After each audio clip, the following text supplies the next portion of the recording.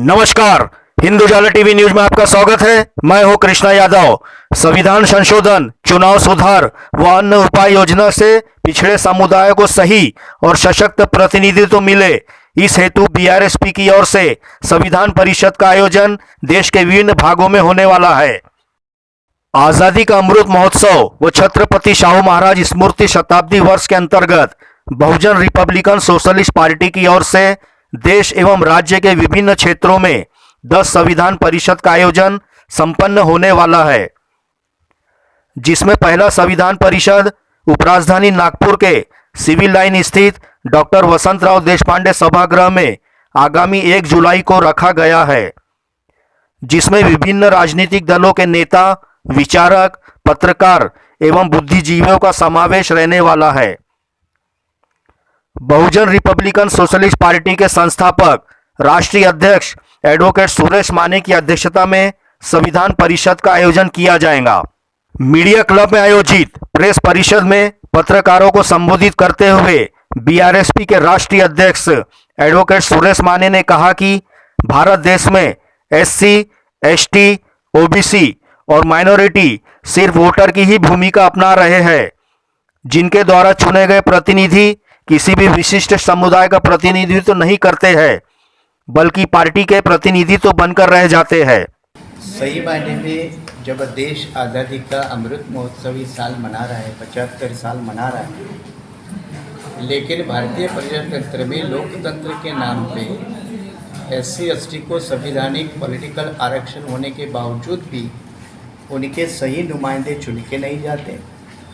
OBC सबसे बड़ा तबका होने के बावजूद भी वर्तमान संसद के चुने हुए ओबीसी सांसद ओबीसी जनसंख्या के मुद्दे पे पार्लियामेंट में चुप बैठते हैं, तो वो क्या सही प्रतिनिधित्व करते हैं? और माइनॉरिटी में सबसे बड़ा तबका जो मुस्लिम समाज का है, उसके वर्तमान पार्लियामेंट में सिर्फ 27 मेंबर ऑफ पार्लियामेंट है, तो ये बहुत कम है।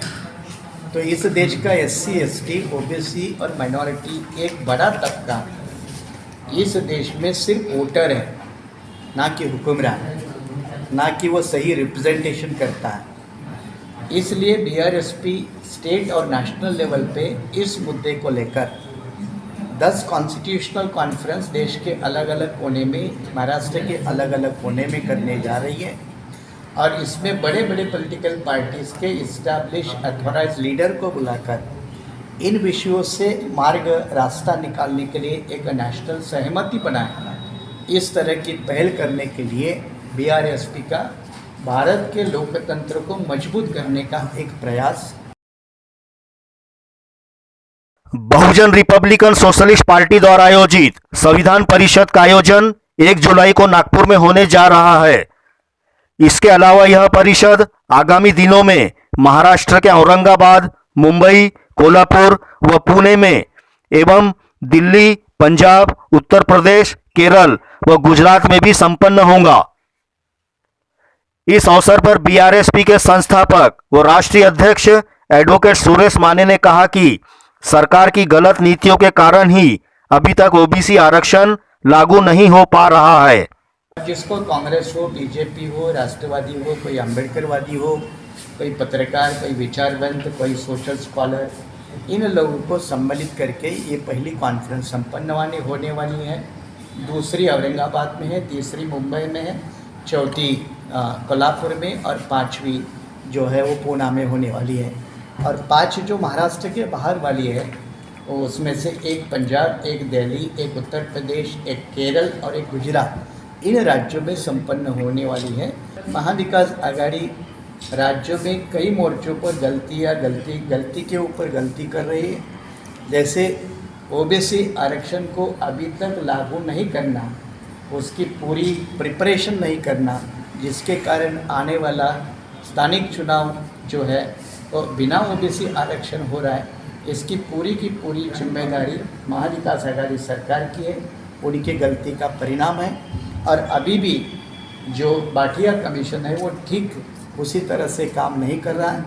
इसमें और एक बड़ा धोखा है। धोखा ये है कि बीजेपी, कांग्रेस और राष्ट्रवादी ये कह रहे हैं कि ओबीसी को आरक्षण नहीं है तो हम ज़्यादा टिकटें ओबीसी को देंगे। और इसमें देखो प्रतिनिधित्व का कैसा धोखा आता है। धोखा ये है कि ये लोग अभी टिकटें देंगे, उनको जिताएंगे भी, और जिताने के बाद फिर कोई इसके खिलाफ कोर्ट में जाएगा और कोर्ट में जाकर ये कहेगा कि ओबीसी को आरक्षण नहीं होने के बावजूद इतने ओबीसी के नुमाइंदे चुन के आए, तो ओबीसी को पॉलिटिकल ज़रूरत आरक्षण की ज़रूरत नहीं है। ये खेल खेला जाएगा भविष्य में, और ये ना ओबीसी के ध्यान में है, ना सरकार में बैठे हुए लोगों के ध्यान में है। लेकिन ये पूरा का पूरा मामला ओबीसी के खिलाफ लेके जाने का काम बीजेपी सोच समझ कर रही है। इससे भी ओबीसी समुदाय को जागरूक होना पड़ेगा, उसका धोखा समझना पड़ेगा। महाराष्ट्र की महाविकास आघाड़ी सरकार द्वारा सहयोगी दलों की उपेक्षा किए जाने पर बीआरएसपी के राष्ट्रीय अध्यक्ष ने सरकार को चेताते हुए कहा है कि जो परिणाम राज्यसभा चुनाव में देखने को मिले हैं, कहीं उसी तरीके के परिणाम आगामी दिनों में होने वाले विधान परिषद चुनाव में भी हो सकते हैं। का जब गठबंधन हुआ था तो हम 13-14 पॉलिटिकल पार्टियां थी चुनाव के पहले, जैसे बीआरएसपी थी, सीपीआई, सीपीएम, जनता दल, ये बहुजन विकास आघाड़ी, राजू शेट्टी की पार्टी, तो ऐसे 14 दल थे, शेकाप था। लेकिन आपको बता दूं कि राज्यसभा क्यों हार गए या इनको परिणाम क्यों भुगतना पड़ रहा है। सरकार बनने के बाद इस 3 पार्टी की सरकार ने कभी भी अपने सहयोगी दल की एक मीटिंग भी नहीं बुलाई, कभी भी मीटिंग नहीं बुलाई। इससे परेशान होकर हम कई लोगों ने राजू शेट्टी छोड़ने के पहले हमारी 6-7 मीटिंगें इकट्ठी हुई थी। अगली ये भाई ठाकुर इनके विरार में भी एक मीटिंग हुई थी, बॉम्बे में एक हुई, और उसमें हम सारे लोगों ने महाविकास आघाड़ी को बार बार आगाह किया था कि इतने 11, 12, 13, 14 जो पार्टियाँ हैं उन्होंने आपको सत्ता में बिठाया है तो उनकी बात सुननी होगी। लेकिन उन्होंने कभी नहीं सुनी। परिणाम राजू शेट्टी बाहर निकले और दूसरा परिणाम राज्यसभा में भुगतना पड़ा। हो सकता है तीसरा परिणाम विधान परिषद में भुगतना पड़ेगा। अब इसमें ये 3 पार्टियां अगर जमीन पे उतरती है और खुद अपनी तरफ से कोई पहल करती है, तो फिर महाविकास आघाड़ी के घटक पार्टी के 11-12 एमएलए हैं जिन्होंने, कुछ लोगों ने वोट किया, जैसे समाजवादी पार्टी है उसके 2 एमएलए हैं, शेकाप तो उनके हिसाब से अलग है, लेकिन जिन्होंने वोट किया, या सीपीआई का एक है निकोले, ये अपना डानू का, तो ऐसे लोगों ने अभी भी समर्थन दिया है। तो अभी भी हम लोग महाविकास आघाड़ी से दूर तो नहीं हुए, लेकिन नज़दीक भी नहीं है। इस अवसर पर बीआरएसपी के पदाधिकारी, विदर्भ प्रदेश अध्यक्ष विशेष फुटाने, महासचिव रमेश पाटिल, बीआरएसपी के नागपुर जिला अध्यक्ष डॉक्टर विनोद रंगारी व शकील प्रमुख रूप से उपस्थित थे।